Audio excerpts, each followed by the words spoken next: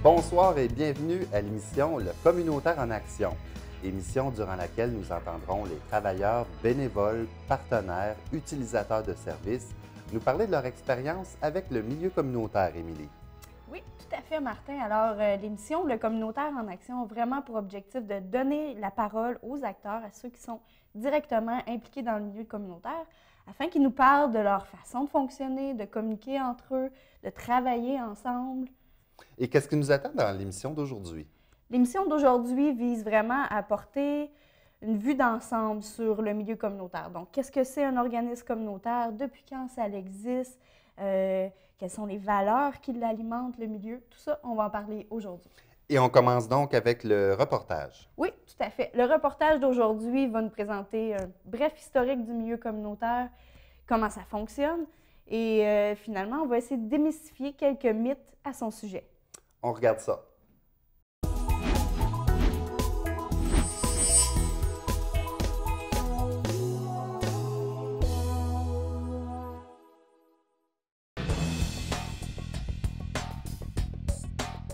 Le milieu communautaire, c'est un milieu vivant et solidaire qui travaille pour le bien de sa communauté et de ses citoyens. Selon le Secrétariat à l'action communautaire autonome et aux initiatives sociales, le milieu communautaire au Québec, c'est environ 8 000 organismes communautaires, près de 55 000 travailleurs et plus de 100 000 personnes y font du bénévolat.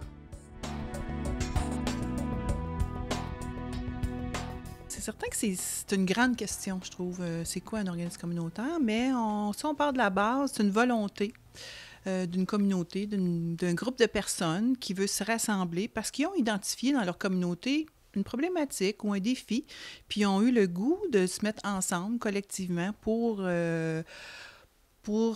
établir une façon de fonctionner pour régler leurs problématiques dans la communauté. Le mouvement communautaire tel qu'on le connaît aujourd'hui est plutôt récent.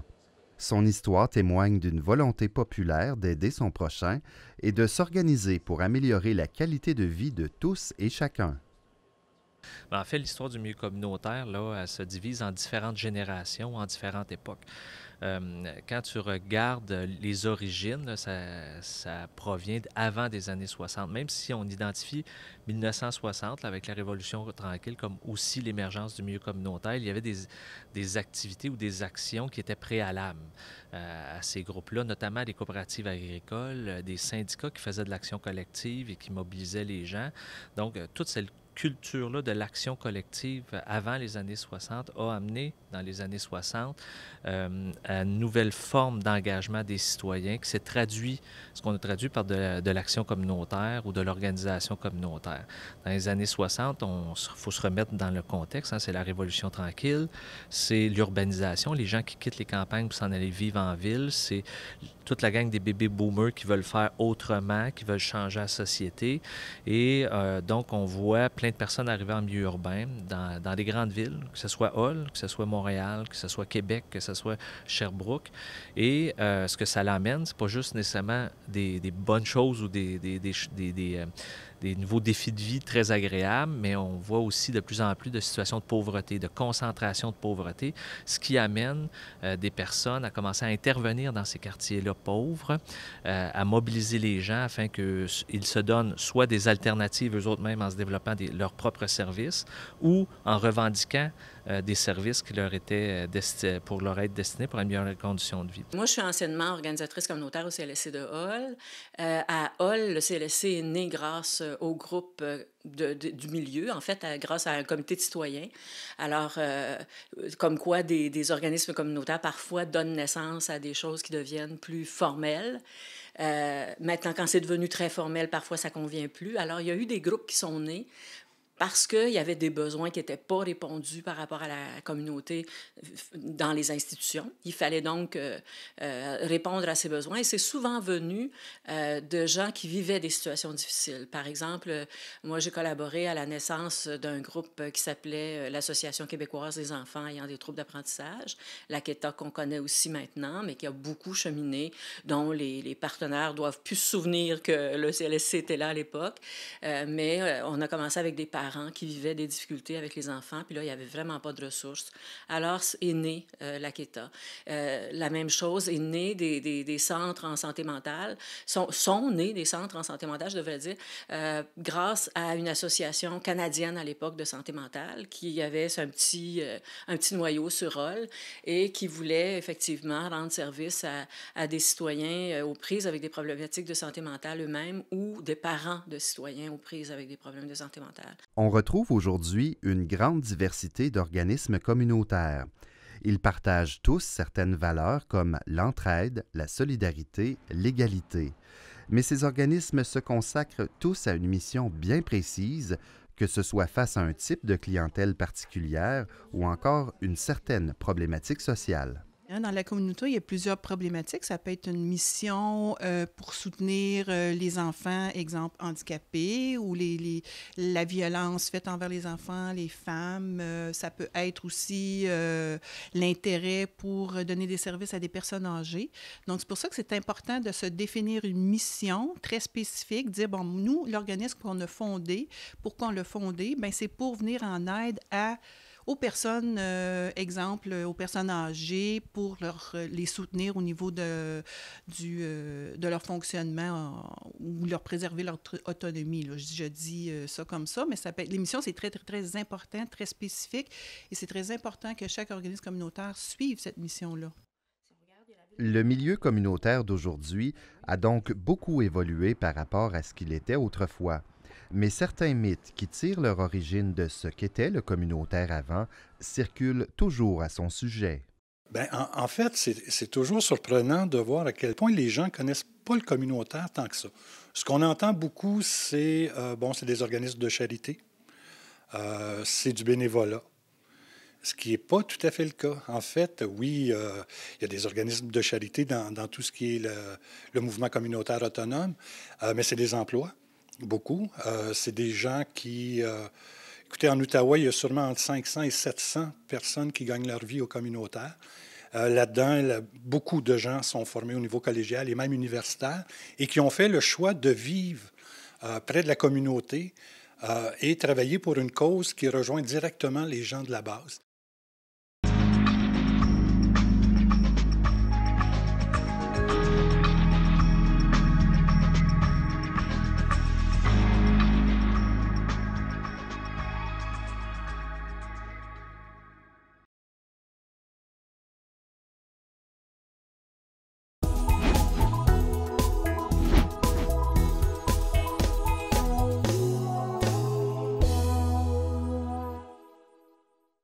Alors, pour en connaître un peu plus sur le fonctionnement d'un organisme communautaire, j'ai le plaisir de rencontrer Mme Anne Bellemare, qui est organisatrice communautaire au CIS de l'Outaouais. Bonjour, Mme Bellemare. Bonjour, Mme Charon. Alors, dites-moi d'abord, quand vient le temps de monter un nouvel organisme? D'où vient cette volonté-là de la communauté? Bien, comme vous le dites, c'est une volonté de la communauté, soit de citoyens qui vivent une problématique particulière. Ça peut être un handicap, ça peut être aussi un développement de la communauté, ça peut être un organisme de service comme un organisme où on demande l'implication des citoyens. Donc, ça vient de cette volonté-là. Et à partir de là, bien, on décide qu'on veut aller chercher du financement aussi pour pouvoir que notre mission se réalise. Et ça demande vraiment une structure légale. Justement, parlons-en de la structure légale. Une fois que quelques citoyens ont remarqué un besoin de volonté d'un nouvel organisme, quelles sont les étapes à suivre normalement?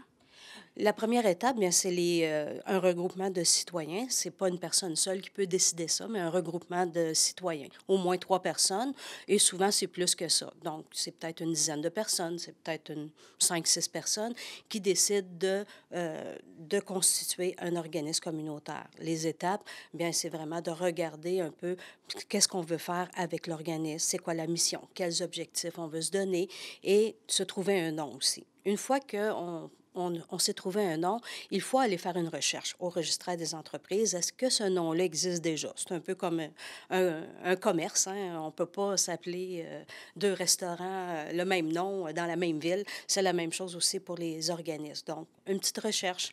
Et à partir de ce moment-là, bien, on peut faire une demande de lettre patente pour l'organisme. Et une fois qu'on a cette réponse-là, qu'on a payé ces droits-là, bien, on va constituer l'organisme. Et pour le faire, bien, il faut faire une assemblée de fondation. Pour préparer l'assemblée de fondation, évidemment, il faut vraiment bien clarifier, même pour faire la demande au registre des entreprises, la mission et les objectifs. C'est très important parce qu'une fois que c'est écrit, c'est ça qui va constituer notre organisme. Donc, c'est important de bien le faire. Et ensuite, bien, on demande une assemblée de fondation. Et là, évidemment, il y a le membership. Donc, on va aller chercher les gens qui sont concernés par cet organisme-là avec des règlements généraux. On se donne des règles qui sont, évidemment, on ne peut pas aller contre la loi là, des organismes sans but lucratif, là, la loi des compagnies. Et à partir de là, bien, on fait adopter ces règlements-là. Et le CA, le conseil, parce qu'on constitue un conseil d'administration qui est provisoire, va devenir permanent avec un nombre de personnes et ça permet à l'organisme à ce moment-là de s'inscrire, d'aller chercher du financement parce que ce qu'on veut, c'est vraiment gérer des fonds. On peut emprunter de l'argent, on peut faire des demandes de subventions, embaucher des personnes et faire en sorte que la mission se réalise. Émilie, il y a vraiment une grande variété d'organismes communautaires. Si je comprends bien, un organisme communautaire, c'est avant tout une organisation sans but lucratif. Oui, absolument. Une des principales caractéristiques, évidemment, c'est que tous les profits qui peuvent être créés par des activités ou des projets doivent être réinvestis l'année d'ensuite dans l'organisme comme tel. Sauf que c'est plus que ça, un organisme communautaire. Il y a vraiment une gamme de caractéristiques qui les unit, que ce soit au niveau de l'ancrage dans la communauté, des valeurs qu'on partage. Ils ont un lien important avec la communauté. Oui, exactement. C'est très important pour un organisme communautaire d'entretenir ce qu'on appelle une vie associative et démocratique.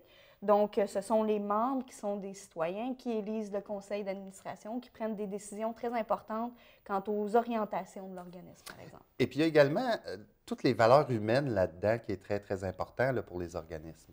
Oui, certainement. On est beaucoup alimenté par des valeurs qui sont d'équité, justice, par exemple. Puis justement, Julie, notre collaboratrice, a rencontré Marie Poirier de la table de développement social de la Basse-Lièvre pour nous parler de toutes ces valeurs humaines-là qui alimentent le milieu communautaire.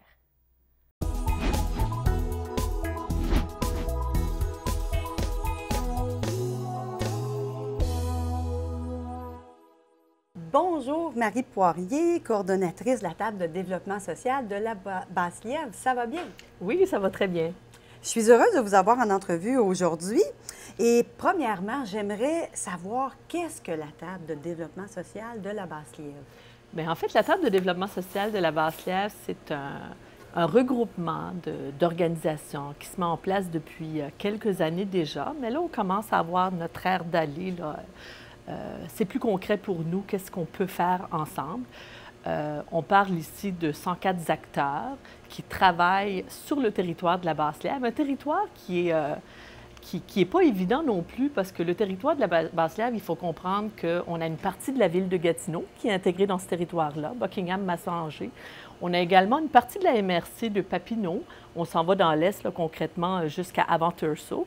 Et également une partie de la MRC des Collines, la municipalité de l'Ange-Gardien, Notre-Dame-de-la-Salette et tout ça. Donc, comme on est écartelé d'une certaine façon en différents territoires de MRC et au niveau de la ville, il y a quand même un sentiment d'appartenance entre toutes ces personnes-là parce que c'est souvent autour de Buckingham, Masson, Angers, que gravitent les autres municipalités pour aller chercher leurs services. Alors, on a jugé que c'était pertinent qu'on essaye de travailler ensemble pour éventuellement avoir des choses, des projets structurants là, qu'on peut mettre en place. Effectivement, c'est toujours plus facile de travailler ensemble. Oui. Mais par rapport à ça, quelles sont les valeurs, justement, de ce milieu communautaire-là? Oui. Bien, au niveau de la table de développement social, les organismes communautaires ont une place très importante. La plupart des organismes communautaires qui sont situés chez nous font partie de la table. On travaille aussi également avec des institutions, avec des représentants de la commission scolaire, des représentants au niveau du réseau de la santé, de l'OMH, etc. Et les valeurs communes sur lesquelles on mise, en fait, c'est le développement. Ce qu'on veut, c'est travailler pour un meilleur développement des communautés, travailler pour un meilleur développement social. Et les valeurs qui vont nous permettre d'aller là, selon nous, c'est de travailler pour une meilleure égalité des chances, de travailler plus de justice sociale, réduction de la pauvreté, et puis de croire en la capacité des gens de se prendre en charge pour gérer les enjeux qui émergent là. Ces valeurs-là, comment vous les partagez? Comment on les partage? C'est une grande question parce que quand on travaille en concertation, c'est important de ne pas prendre la place. C'est important de laisser les acteurs agir, laisser les acteurs parler. Alors peut-être que la meilleure façon de s'assurer que ces valeurs-là émergent, c'est d'y aller lentement et de laisser la place à chacun des acteurs pour qu'ils puissent apporter leur point de vue, pour qu'on puisse travailler de façon égalitaire, que tout le monde puisse donner son avis avant qu'on prenne des décisions. On a aussi dans notre table les élus, par exemple, les conseillers municipaux de Masson-Angers, de Buckingham, le député provincial de Papineau font partie de la table. Ce sont des acteurs très importants pour nous parce qu'ils ont un pouvoir décisionnel différent de d'autres personnes, mais en même temps, ils sont sur un même pied d'égalité. Et puis, on pense que si toutes ces personnes-là sont à l'écoute les uns des autres, que nécessairement l'inclusion sociale, les enjeux de pauvreté, d'égalité des chances vont émerger parce qu'on va sortir de notre carcan de travail habituel pour s'ouvrir aux enjeux que les autres côtoient quotidiennement. Y a-t-il une différence dans la façon de travailler dans les milieux communautaires? Je ne sais pas, c'est difficile de s'approprier des valeurs et de dire que ces valeurs-ci sont l'apanage du milieu communautaire. Je pense que c'est important qu'on n'aille pas là, mais il y a des choses qu'on peut apprendre du milieu communautaire. Le milieu communautaire est un milieu qui est beaucoup plus enraciné. Hein? Souvent, les projets qui émergent dans les organisations communautaires, c'est des projets qui émergent d'un besoin, un besoin qui est clair, qui est présent, un groupe d'individus qui se mettent ensemble et qui choisissent de trouver des solutions pour répondre à ce besoin-là. Alors, en travaillant avec une table de concertation où on a des institutions qui reçoivent très souvent des plans d'action qui descendent d'un gouvernement provincial, d'un gouvernement fédéral, le fait de travailler avec les organismes communautaires, je pense que ça peut faciliter l'enracinement de tout ce qu'on veut développer ici, l'enraciner dans notre communauté de manière concrète parce qu'on va avoir des gens qui sont sur le terrain à tous les jours et qui vont apporter des exemples concrets, qui vont dire attention, ça chez nous, je pense que ça ne fonctionnera pas si on ne l'adapte pas parce que dans notre communauté, c'est comme ça que ça se passe. Alors, je pense que ça, oui, ça permet d'enraciner des valeurs que moi, je considère qui sont plus communautaires, qui sont des valeurs d'intégrer les citoyens dans les décisions qu'on prend. Et par rapport à ça aussi, est-ce qu'il y a différentes façons d'intervenir avec la clientèle, avec les personnes qui utilisent des services? Bien, nous, au niveau de la table, on ne fait pas de l'intervention directe. Hein. Ça, je pense que ce qui est important de nommer, c'est qu'on respecte l'expertise de chacun. Nous, on les appelle des acteurs. Mais au fond, c'est de chaque organisme, chaque institution, dans sa façon de travailler avec sa clientèle. Ce sont eux qui sont les experts. Peut-être que ceux qui se transforment lorsqu'on collabore ensemble au niveau d'une table de concertation, c'est qu'on peut se rendre compte que parfois nos missions respectives se chevauchent à certains endroits et on peut choisir, quelques organismes, de travailler ensemble d'une façon différente sur une partie de notre mission. Je vais donner un exemple concret qui est vraiment intéressant, là, sur lequel on travaille au niveau du territoire. En discutant ensemble, beaucoup d'organismes se sont rendus compte que le transport, c'était un enjeu particulier au niveau du territoire de la Basse-Lièvre. C'est pas étonnant que ce soit un enjeu particulier. On a une partie du territoire qui est une ville, une partie qui est des municipalités, qui sont un peu rurales, un peu autour. Et puis, bon, il y a des enjeux de transport. Le transport en commun, en soi, est déjà un enjeu. Il y a des comités qui travaillent sur ça depuis des années. Mais on entend encore dire qu'au niveau de Buckingham, Masson-Angers, c'est difficile pour quelqu'un de se fier sur le transport en commun pour ses déplacements de jour comme de soir. Si on n'est pas sur la ligne de 9 à 4 qui se rend à Hall. Pour les organismes communautaires, ça crée un problème parce qu'il y a une multitude de services qui sont offerts et qui sont importants, qui sont offerts dans les organismes communautaires. Et parfois, la clientèle ne se rend pas à ces invitations-là. La clientèle ne se rend pas aux organismes parce qu'ils ont des enjeux de transport. Là. Tout le monde, chacun de son côté, était en train de s'organiser des petites choses, essayer d'acheter un autobus, essayer de faire autre chose.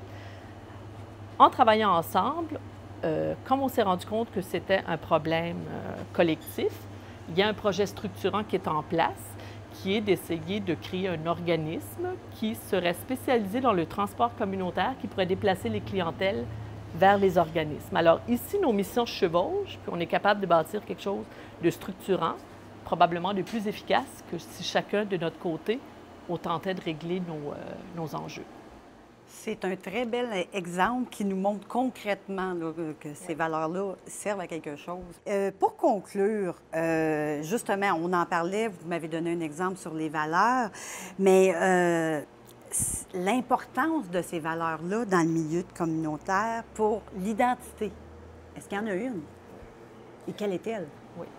Bien, je pense qu'au niveau de l'identité, ces valeurs-là, c'est ce qui va nous permettre, quand on va être dans des situations où on a des grandes décisions importantes à prendre et où on n'est pas certain si on doit aller un peu plus à gauche, un peu plus à droite, mais c'est ces valeurs-là qui devraient être notre phare et qui devraient nous permettre de dire c'est dans cette direction-là qu'on devrait aller parce que nous, ce qu'on veut, c'est une égalité des chances, c'est plus d'équité sociale, c'est une réduction de la pauvreté. Alors, on retourne à ces valeurs-là quand on a des grandes décisions à prendre et habituellement, ça nous aide à aller dans la bonne direction. Eh bien, merci beaucoup, Mme Marie Poirier. Ce fut très intéressant. Vous nous avez fait connaître la table de développement social de la Basse-Lièvre et les valeurs qui y sont rattachées. Bien, merci beaucoup. Alors, Émilie, est-ce que, par exemple, on peut comparer le milieu communautaire au monde des affaires? Oui, tout à fait. Dans une certaine mesure, on peut comparer notre milieu à différents milieux, comme le milieu des affaires, effectivement, milieu scolaire, milieu municipal, en ce sens où on s'organise ensemble, on travaille ensemble, on se rencontre, on se connaît bien. Mais on travaille vraiment fort à faire reconnaître le milieu au même titre que les autres milieux. Et où est-ce qu'on peut trouver de l'information sur les organismes communautaires? Bien, en fait, si vous voulez de l'information sur le milieu communautaire, les organismes à proprement parler, je vous invite à consulter le site du Réseau québécois de l'Action communautaire autonome qui nous donne une panoplie d'informations à ce sujet-là. Si vous voulez connaître un peu plus les organismes qui existent à Gatineau, vous pouvez consulter le site de la Ville de Gatineau qui classe les organismes par type d'intervention. Très intéressant. Il y a différents répertoires qui existent, comme celui du Centre intégré de santé et services sociaux de l'Outaouais. Vous pouvez également consulter le service 211 par téléphone pour être guidé dans votre démarche. Et ils ont également un site Internet avec un répertoire de tous les organismes qui existent en Outaouais. Et vous avez pour nous quelques témoignages. Oui, on a eu la chance de rencontrer des travailleurs du milieu communautaire pour nous parler de leur motivation et leur passion à s'investir dans ce milieu-là. Alors, on se laisse là-dessus. Émilie, on vous souhaite une bonne soirée. À la semaine prochaine. Mon implication dans le communautaire vient de mon souci d'aider les gens. J'ai toujours réalisé qu'il y avait des gens qui avaient besoin d'aide et je me suis portée comme leader avec mon imagination et toutes les idées. Je voulais mettre ça à profit aider les gens autour de moi. C'est ce qui m'a motivée toutes ces années à continuer dans le bénévolat. Les gens disaient « Pourquoi tu fais ça? T'es pas payé. » Ma gratification, c'était de voir le plaisir dans les yeux des enfants ou la réussite dans les yeux des sportifs ou même encore dans les cuisines collectives quand on fait la différence parce qu'on sait que quelqu'un va manger à sa faim cette semaine. C'est très, très motivant pour moi. C'est vraiment là que j'ai trouvé la source de motivation pour continuer à œuvrer si longtemps. Ce que j'aime du communautaire, c'est que dans le fond, on a des lignes directrices, mais on a la place pour travailler avec les communautés de notre façon, de comment qu'on veut avec notre approche. Nous, on est féministes, puis on peut réaliser, on a vraiment l'autonomie de réaliser nos activités, de donner nos services vraiment de la façon qu'on veut le faire, avec notre créativité, puis on peut travailler près des personnes, avec les personnes. Donc, c'est ce que j'aime de comparativement à d'autres milieux qui sont plus institutionnels, que peut-être que les personnes sont un petit peu plus des numéros, ou en tout cas, il y a moins l'approche personnalisée, puis qui s'adapte vraiment aux besoins des communautés avec qui on travaille. Ce qui me motive là-dedans, dans le fond, c'est que il y a des choses, je m'aperçois qu'il y a des choses qu'il faut redonner, qu'il faut donner. Je pense que j'ai eu une vie où j'étais assez privilégié, puis il y a des besoins. Dans le secteur ici, il y a un besoin d'activités culturelles pour la population, des activités abordables aussi, facilement accessibles. Donc, on avait une salle qui était l'auditorium de l'école. Donc, on a travaillé à développer des activités dans cette salle-là. Et aussi, en collaboration avec la Ville, bien, on a réussi à faire des activités dans les parcs aux environs, soit au parc McLaren ou dans d'autres endroits. Donc, ce qui me motive là-dedans, c'est ça, c'est d'amener la possibilité pour les gens du secteur de faire ou d'avoir accès à des activités de façon abordable, disons. C'est une façon pour moi de redonner. Ça fait quand même 15 ans que je suis impliqué de façon assez directe à titre d'employé permanent au sein de l'organisme afin de pouvoir accompagner les jeunes et les professionnels. Mais ça fait quand même bientôt 20 ans que je gravite autour de Jeunesse DEM pour essayer minimalement de faire une différence et de changer la vision des choses pour que les jeunes réalisent que ça va devenir meilleur, ça va être mieux dans un futur assez rapproché. Je travaille pour le Carrefour culturel Estacade depuis maintenant 11 ans. C'est ma passion, c'est la culture. C'est une raison d'être pour moi que de travailler en culture. Et je dirais que pourquoi je travaille au communautaire, c'est simplement parce que j'ai travaillé pour l'institutionnel avant, pour d'autres organisations. Au communautaire, ça nous permet de voir le résultat pour lequel on travaille. Donc, au point de vue événementiel, c'est simple. Quand on se pose la question « Pourquoi on est là? Pourquoi on travaille? » Bien, d'aller voir les événements, d'aller voir les gens sourire, d'aller comprendre le fondement de notre travail. On le voit, les résultats à tous les jours, alors que quand on travaille ailleurs, c'est pas nécessairement des résultats qu'on peut voir aussi facilement. Pour moi, c'est une passion. J'ai tout appris de ce milieu-là. Desservir une communauté, pour moi, c'est quelque chose de très enrichissant, qui permet aussi d'avoir une prise sur le bien-être, la qualité de vie. Dans ce cas-ci, c'est des jeunes adolescents, mais aussi pour l'ensemble de la communauté, d'offrir une desserte qui permet d'agir dans notre collectivité. Ça fait 28 ans qu'Entraide Deuil existe, puis même si c'est un organisme qui travaille dans le deuil, c'est un organisme que j'aime à dire qui est très vivant. Et de travailler avec des gens de cœur, nos bénévoles, nos animateurs, c'est vraiment un privilège et j'apprécie beaucoup mon travail et je trouve ça très enrichissant.